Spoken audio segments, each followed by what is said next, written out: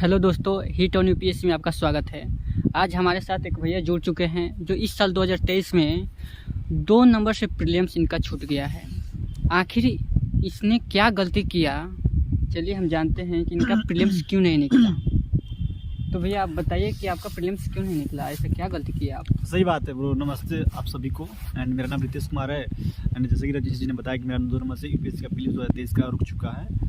सो कोई बात नहीं, अगली बार फिर अटेम्प्ट देंगे 2024 में। जो आप आशा है कि आप लोग भी तैयारी करेंगे। 24 में का यूपीएससी प्रीलिम्स का एग्जाम है, आप लोग भी तैयारी कीजिए, एग्जाम दीजिए। पैटर्न बदल गया है क्या? हाँ, 2023 में मेरा रुकने का कारण यही था कि ब्रो यूपीएससी का जो मैं 2022 में जो पैटर्न था ना, उसे टोटली चेंज हुआ 2023 का यूपीएससी का जो प्रीलिम्स था। क्योंकि उसमें एलिमिनेशन जो एक तरह से काम करता था एलिमिनेशन के द्वारा हम लोग यहाँ तक पहुँच जाते थे। जो अब वो संभावना है 2023 के एलिमिनेशन तक से एलिमिनेट हो चुका है। बात यही है। तो एक तरह से हम उस लेवल के मेरा तैयारी ना था कि मेरा 2023 का यूपीएससी यूपीएससी के पेपर क्वालिफाई कर सके। एक बात बताइए कि आप 100 क्वेश्चन में से कितने अटेम्प्ट किए थे, कितने अटेम्प्ट करना चाहिए स्टूडेंट को? देखिए, मेरा जो यूपीएससी 2023 था तो एक तरह से मैं उस पर प्रोबेबिलिटी पे चलता था। क्योंकि मुझे पता था कि मतलब अगर मैं एक्यूरेसी तो किसी को भी बंद करूँगा। एग्जाम्पल तो मैं बताता हूँ, अगर एक क्वेश्चन है उसमें 4 स्टेटमेंट है, तो 4 स्टेटमेंट में आपको 3 तो भी पता हो। एक बहुत रेयरली होगा कि आप 4 स्टेटमेंट पता हो। अगर सोचिए आपको एक क्वेश्चन का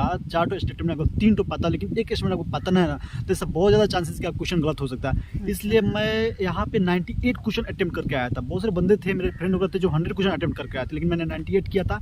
और वो एक तरह से प्रोबेबिलिटी पे मैंने अटेम्प्ट किया था। हो सकता था कि एक तरह से तुक्का मारा जाता, जो एलिमिनेट करके बहुत सारे ट्रिक्स होता है, टिप्स होते हैं, उसके आधार पे मैंने मारा था।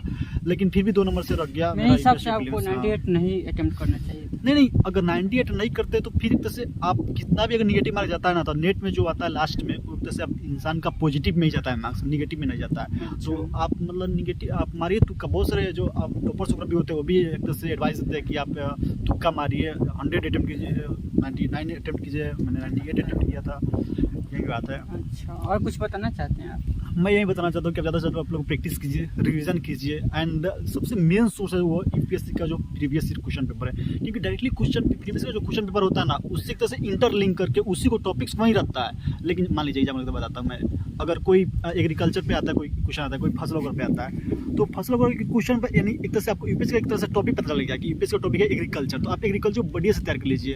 एंड उसके बाद बहुत ज़्यादा चांसेस है कि एग्रीकल्चर अगेन क्वेश्चन आएंगे। तो आप यूपीएससी का थीम पकड़िए, थीम पकड़ के आप उसको बढ़िया से तैयार कीजिए, उस पर कमांड कीजिए।